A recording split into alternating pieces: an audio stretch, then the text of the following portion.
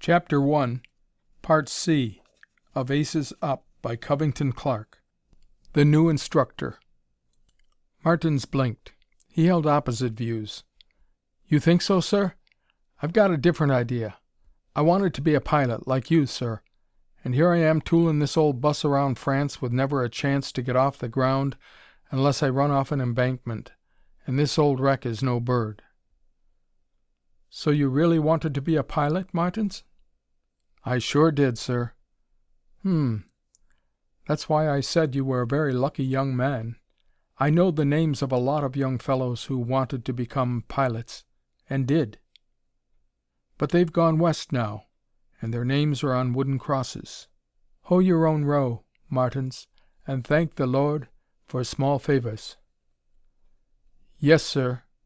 Aloud, and under his breath, "It's easy enough for them that has wings." "How's that, Martins?" McGee asked, rather enjoying himself. Martins fidgeted with the gear shift. "I said I had always wanted a pair of wings, sir." "Well, be a good boy, and maybe you'll get them, in the next world. Good night, Martins." "Night, sir." Grrr went the clashing gears as the car got under way with a lurch that spoke volumes for the driver. It was tough to be held to the ground by a wingless motor. McGee caught a gleam of light through the shutters of the upstairs windows. So Larkin was back already. He took the front steps in a jump and raced up the stairs in a manner most unbecoming to a first lieutenant, with a score of victories to his credit. "What kind of an outfit did you draw, Buzz?" he demanded as he burst into the room. Larkin was buried behind a Paris edition of the Tribune. His legs sprawled out into the middle of the floor where the heel of one boot balanced precariously on the toe of the other. "Oh, so, never bothering to look from behind his paper. Phlegmatic old Buzz, McGee thought. What was the use of getting excited over an instructor's job? "Are they good?" McGee asked. "Don't know. Still reading." "Mine are great," McGee enthused. "Stiff, crusty young CO. who needs a couple of crashes. One fatal, maybe. But the rest of them are fine. Great bunch of pilots." "Yeah?" Still reading but doubtful. "See any of 'em fly?" "No." Slowly. "Of course not." Well, wait until they begin sticking the noses of those new Spads in the ground, and then tell me about 'em. They've been trained on settin' hens. Wait until they mount a hawk." McGee jerked a pillow from the bed and sent it crashing through the concealing paper. "Old killjoy. If a man gave you a diamond, you'd try it on glass to see if it was real." Larkin began rearranging his crumpled paper. "Well, why not? If it wasn't real, I wouldn't want it. And I wish you'd keep your pillows out of my theatrical news. I was just reading about a play at the Folies Bergère called Zigzag. They say it's a scream. By the way, Shrimp, how'd you like to fly to Paris tomorrow morning and give it the once-over?" "Fine, but nothing. We can see it tomorrow night and be back the next day. That fine bunch of pilots of yours can't get off the ground until the Spads are here. And maybe not then." "See here," McGee challenged stoutly.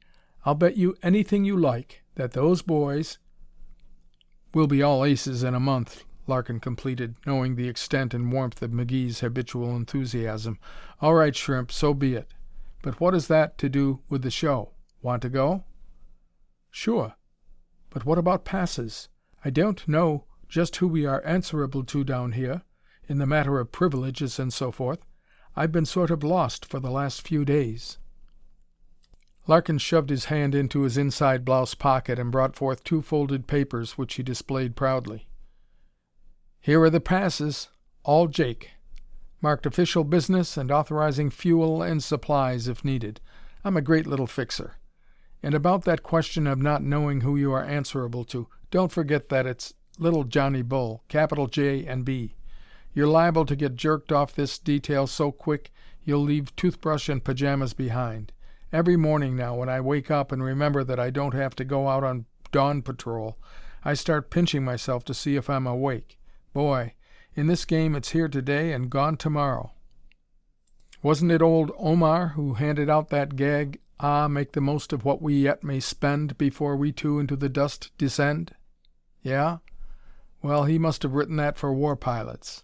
The minute JB finds out how comfortable we are down here, we'll be recalled and sent to chasing Huns back across the line. In fact, I think we're both asleep and having nice dreams." "That reminds me," McGee said, drawing up a chair and sitting gingerly on the edge after the manner of one about to indulge in confidential disclosures. "Have you heard anything of this repatriation business?" "Sure. Haven't you?" "Not a word." "Where have you been?" "It came down in a GO." McGee scratched his head. "So I've just learned. But it's the first I've heard of it. Funny you didn't mention it to me." Larkin eyed him curiously. "Well," slowly, "I knew you were English and—" "But I'm not. And you know it," McGee flared.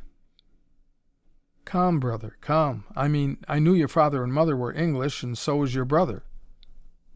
But I was born in America. I'm just as much of an American as you are." "Calm, brother, calm. No one says you are not. But because of your family nationality, I supposed you would want to finish out the string with the RFC. And," he reached over and tousled McGee's mop of flaming red hair, "I'm just fool enough to want to stick around where you are, you little shrimp. So I thought I wouldn't bring up the subject." McGee gave him a look of deep understanding and appreciation. "Fact is," Larkin went on, "I just got a letter from Dad the other day, and he seems to be pretty hot under the collar because I haven't made any move to get repatriated." "Why haven't you?" "Poor nut. I've just told you." "No, you haven't, Buzz. There is some reason deeper than that." Larkin fingered his newspaper nervously and tried to simulate an interest in some news note. He hated to display sentiment. Yet the fates had given him a double burden of it. As a matter of honest fact, he was as sentimental as a woman, and was forever trying to hide the fact behind a thin veneer of nonchalance and bluster. "Did you see this communiqué from our old front?" he asked, trying to shift the subject. "They're having some hot fighting up there." "Yes, I know. Things look pretty dark for the English. But answer my question. What is the real reason why you haven't thought of getting transferred into the United States forces?" "I didn't say I hadn't thought of it," Larkin avoided. "Maybe I didn't want to trade horses in the middle of the stream." "Any other reason?" "Well, hang it all, a fellow builds up some pride in the uniform he wears. A good many of our buddies have gone out for their last ride in this uniform, and it stands for a lot. Of course I am proud of my own country, and sometimes I feel a little strange in this uniform now that my own country is in the war. But it isn't a thing you can put on or just take off as the spirit moves you. It becomes a part of you. Say, what's eating you anyway? Are you anxious to change uniforms?" I'm not so sure. I like that bunch I met over there tonight." "Yes, and they are all afoot. The truth is, our own country hasn't enough combat planes to send out a patrol. They are developing some mystery motor, I hear, but I'm not very keen about trying out any mystery motors. Our Camels are mystery enough to suit me. When I'm up against the ceiling with a fast-flying Albatross or triplane Fokker on my tail, I don't want any mysteries to handle. No, Red, for the time being I guess I'm satisfied. Besides, they might chuck me in the infantry, and I have a horror of having things drop on me from overhead. Let's to bed, old topper, so we can hop off early in the morning. The sooner we start, the sooner we get to Gay Paris. Besides, early to bed and early to rise makes a man ready to challenge the skies. How's that for impromptu poetry?" "Rotten. Omar and Ben Franklin both in one evening." McGee yawned as he began pulling at a boot. "But it makes me sleepy. Go on, say me some more pretty pieces. Or maybe you'd like to sing me to sleep." End of Part C.